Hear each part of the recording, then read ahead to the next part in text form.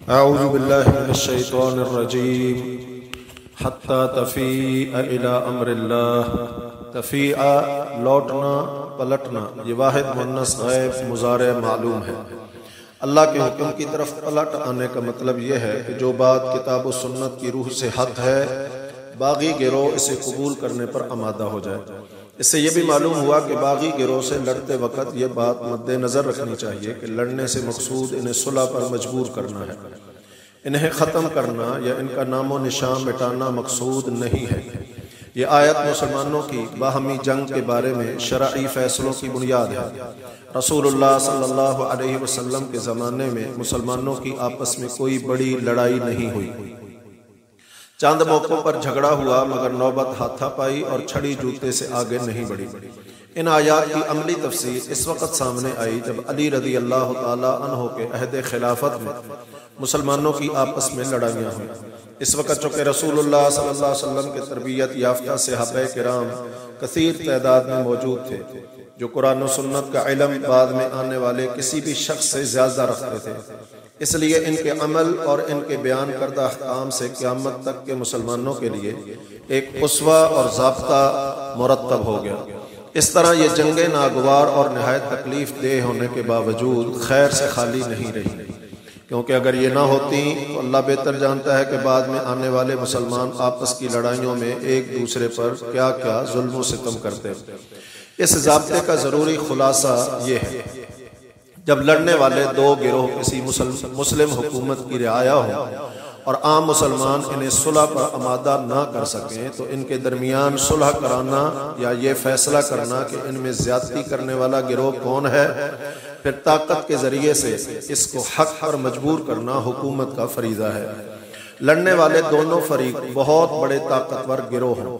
یا دوست مسلمان حکومتیں ہوں اور دونوں کی لڑائی دنیا کی خاطر ہو، تو اس صورت میں اہل ایمان کا کام یہ ہے کہ اس فتنے میں حصہ لینے سے قطعی اجتناب کریں اور دونوں فریقوں کو اللہ کا حکم، اللہ کا خوف دلا کر جنگ سے باز رکھنے کی کوشش کرتے رہیں۔ مسلم حکومت کا تختہ الٹنے کے لیے رعایا کا کوئی گروہ اگر اس کے خلاف خروج کرے تو اس کی کئی قسمیں ہو سکتی ہیں۔ ایک یہ کہ مسلمانوں کا متفقہ حکمران موجود ہو اور اس کے خلاف خروج کرنے والوں کے پاس خروج کے لیے شرعی دلیل اور حکمران کا کفر بواح یعنی کھلم کھلا کافر ہو جانا موجود نہ ہو۔ ایسے گروہ کے خلاف حکومت کی جنگ بالاتفاق جائز ہے اور اس کا ساتھ دینا ایمان والوں پر واجب ہے، قطع نظر اس سے کہ حکومت عادل ہو یا نہ ہو، کیونکہ عادل نہ ہونے کا بہانہ بنا کر کوئی بھی گروہ کسی بھی وقت حکومت کے خلاف خروج کر سکتا ہے، جس کا نتیجہ افتراق، انتشار اور کفار کو مسلمانوں پر حملے کی جرت دلانے کے سوا کچھ نہیں ہوتا ہے۔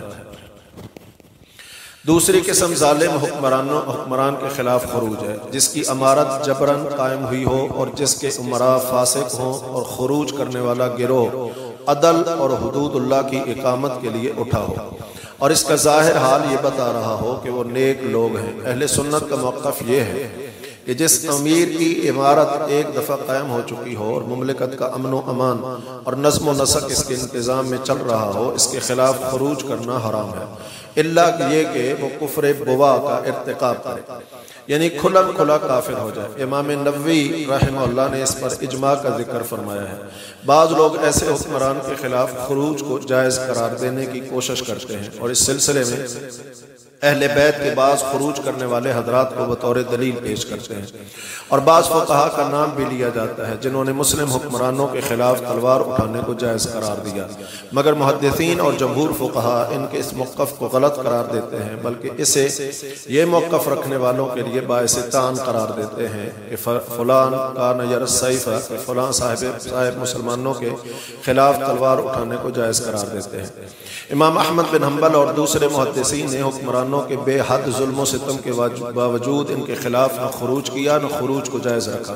حقیقت یہ ہے کہ آپ پوری تاریخ اسلام پڑھ جائیں، کسی خروج کے نتیجے میں مسلمانوں کو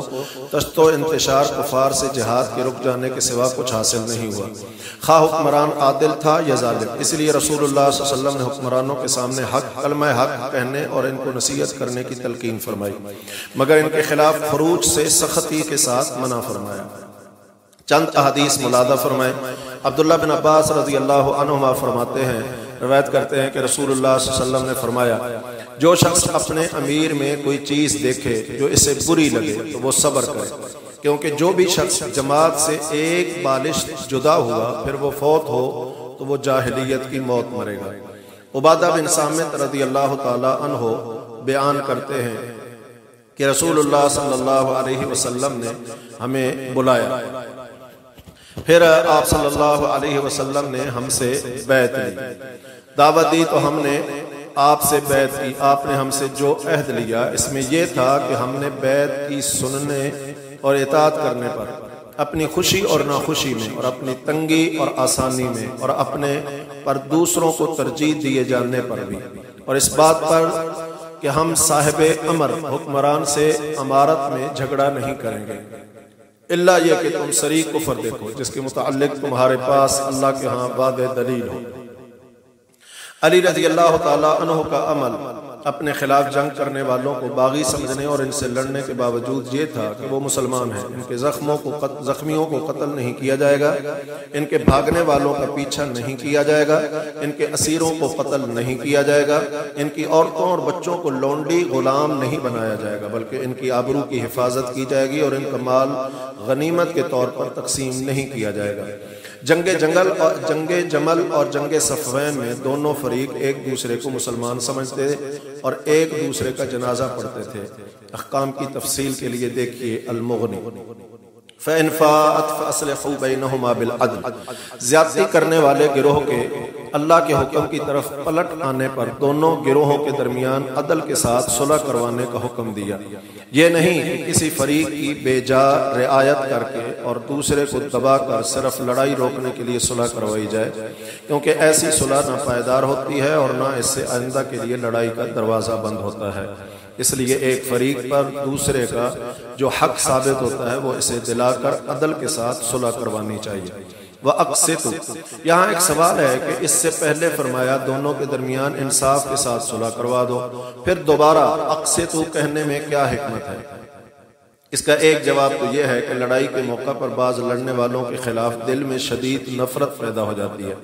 جس کی وجہ سے انسان درست فیصلہ نہیں کر سکتا، اس لیے تاکید کے لیے دوبارہ انصاف کا حکم دیا اور انصاف کرنے والوں کے لیے اللہ تعالیٰ کی محبت کی نوید سنائی۔ دوسرا جواب یہ ہے کہ پہلے جملے میں لڑنے والوں کے درمیان عدل کے ساتھ صلح کروانے کا حکم ہے، اور اقسطوا میں اپنے تمام معاملات میں انصاف سے کام لینے کا حکم ہے۔ انصاف کیا ہے؟ اس کے لیے دیکھیں سورۃ نحل کی تفسیر۔ ان اللہ یحب المقسطین، ابو ہریرہ رضی اللہ تعالی عنہ بیان کرتے ہیں کہ رسول اللہ صلی اللہ علیہ وسلم نے فرمایا،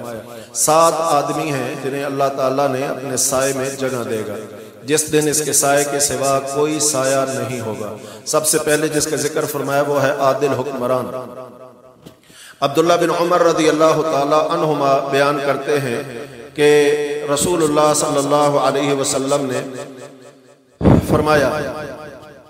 ان المقسطین عند اللہ علی منابر من نور، انصاف کرنے والے اللہ کے پاس نور کے ممبروں پر رحمان عز و جل کی دائیں جانب ہوں گے، اور اس کے دونوں ہاتھ دائیں ہیں۔ یہ وہ لوگ ہیں جو اپنے فیصلوں میں اور اپنے گھر والوں میں اور جس کے ذمہ دار ہیں سب میں انصاف کرتے تھے۔